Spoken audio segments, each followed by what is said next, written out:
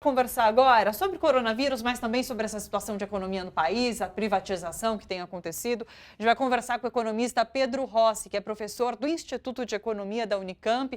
Vamos entender o que está ocorrendo com o mercado hoje também, porque a gente teve dólar alto, bolsa caindo por 2 vezes. Oi, Pedro, tudo bom?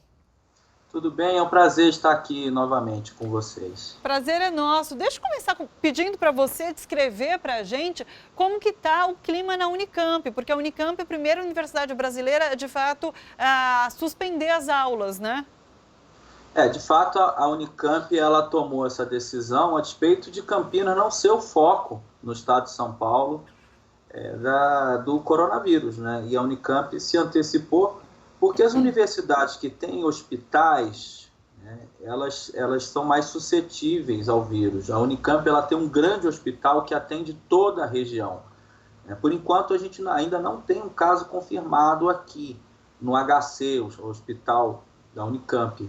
Mas, por precaução, a Unicamp suspendeu as aulas a partir de amanhã até o final de março.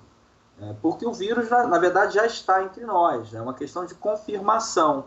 E pelo padrão pelo qual ele se propaga e se propagou em outros países, nós agora estamos tendo mais clareza que, de fato, o Brasil ele vai enfrentar, sim, uma epidemia do vírus e nós temos que estar preparados para isso. Então, quanto mais a gente se precaver, melhor.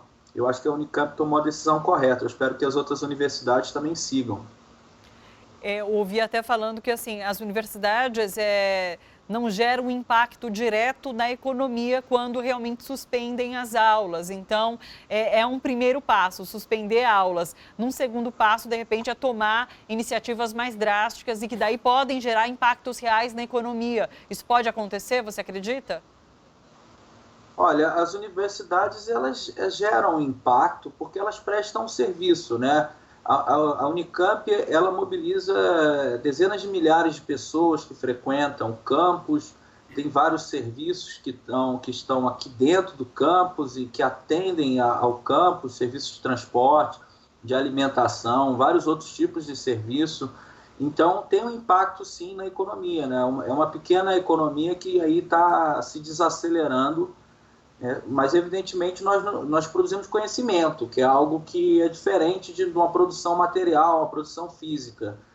E quando, de fato, se as fábricas pararem, a gente vai ter outro tipo de impacto econômico. Mas o impacto no comércio nós já estamos sentindo, né?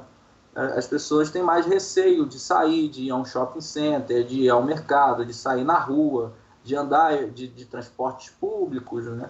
Então, esse impacto já está sendo sentido na sociedade brasileira, sim. Eu acho que a gente vai ver uma desaceleração da economia por conta disso. Sim.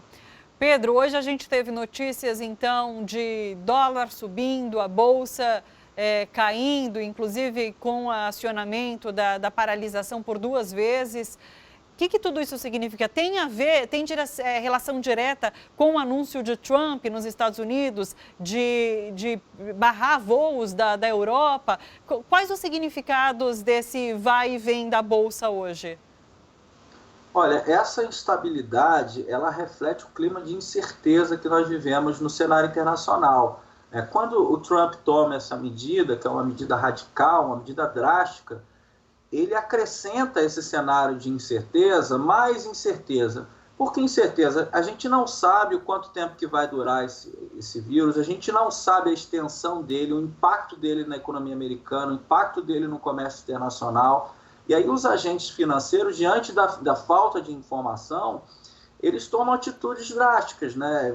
Enfim, se eu aplico o meu dinheiro em algo que tem um risco que eu desconheço, eu fico receoso. Se antes eu conhecia esse risco e agora eu não conheço mais, a primeira coisa que eu faço é vender esses ativos.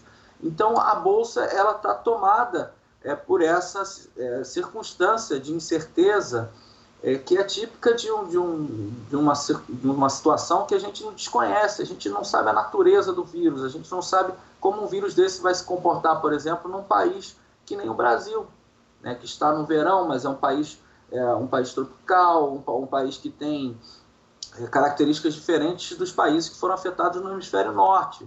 Então, há muita incerteza envolvida nisso. Por isso, essa reação é um tanto intempestiva, um tanto irracional dos mercados ao que está acontecendo. A gente tem recebido muitos comentários aqui pela internet de pessoas que dizem que realmente a economia brasileira já estava um caos antes do coronavírus, mas agora existe o impacto do coronavírus. A gente já conversou um pouco sobre isso ontem, mas queria retomar isso até para os nossos telespectadores e internautas. Então é isso, a economia estava um caos e agora o coronavírus vem para deixar tudo ainda mais embolado. A gente já estava no fundo do poço, né? Diante de uma fragilidade enorme na recuperação econômica, numa crise que já se arrasta desde 2015. E agora, provavelmente, a gente vai viver um momento muito delicado na economia, porque são vários os vetores que afetam a economia brasileira. Primeiro, o vetor do comércio internacional, né? Os preços de commodities caem. As nossas exportações elas diminuem, não só por conta de um efeito preço, mas por conta de um efeito demanda. A China importa menos do Brasil, porque a economia chinesa desacelerou muito por conta da epidemia. Além do comércio internacional, agora a gente vai começar a ver o reflexo da paralisação de atividades. Aqui em São Paulo, o caso da Unicamp é um, mas tem vários outros casos. E essa paralisação, ela provavelmente vai ter um efeito bem maior do que a greve dos caminhoneiros, que gerou um problema de abastecimento no Brasil inteiro e gerou efeitos econômicos graves. Mas nesse caso, me parece ser mais grave, porque nós estamos falando não de desabastecimento, no sentido que eu imagino que o transporte de mercadorias vai continuar, mas nós estamos falando de atividades que eventualmente vão paralisar, seja por decisões das próprias firmas, seja por relações que elas têm com o exterior, por exemplo, de depender de insumos importados da China, e esses insumos não chegam mais, e coisas do tipo. Então, ainda é muito cedo para prever o impacto sobre o PIB, o chamado crescimento econômico da economia, mas eu imagino que ele vai ser forte, e ele pode, inclusive, transformar essa recuperação lenta que a gente tem numa nova recessão no Brasil, o que é muito grave para o nível de desemprego que a gente está e para a crise que já se arrasta há alguns anos. Paulo Guedes falou hoje, reduziu a previsão do PIB para 2020 para 1%. Você acredita que algo em torno disso ou até menos?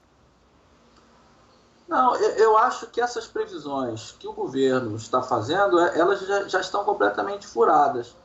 Eu acho que a incerteza que se agrega a isso, ela torna essas previsões um mero exercício especulativo, otimista, eu diria, no caso do governo. Ainda mais considerando o tipo de atitude, o tipo de direção que o governo tem tomado, que é uma direção anti-crescimento. O mundo está todo discutindo os estímulos fiscais, as bolsas estão despencando e o governo está insistindo em reformas que são reformas anti-crescimento, reformas que não ajudam em nada a situação do SUS, da saúde brasileira, a situação do emprego brasileiro. São reformas que, pelo contrário, tiram o papel do Estado e a força que o Estado tem de tirar a gente dessa situação de crise. Então, nesse sentido, a atuação do governo ela tem sido extremamente perversa para a situação que a gente está. E o caso inglês, que foi o caso revelado ontem, nós vimos que eles fizeram um plano de investimento de mais de 40 bilhões de libras em várias áreas da economia, não só na área de saúde, mas de seguro-desemprego, de pobreza, de setores econômicos específicos que ajudam no crescimento econômico. E nós, no Brasil, estamos discutindo como cortar mais gastos numa situação dessa. Esse debate está ficando desacreditado, mas é preciso insistir na história. Nós precisamos de uma atuação forte do governo para recuperar a economia nessas circunstâncias. Pedro, agradeço imensamente mais uma vez a sua participação. Muito obrigada. Eu que agradeço, fico à disposição de vocês. Um abraço. Abraço, até a próxima. Tchau, tchau.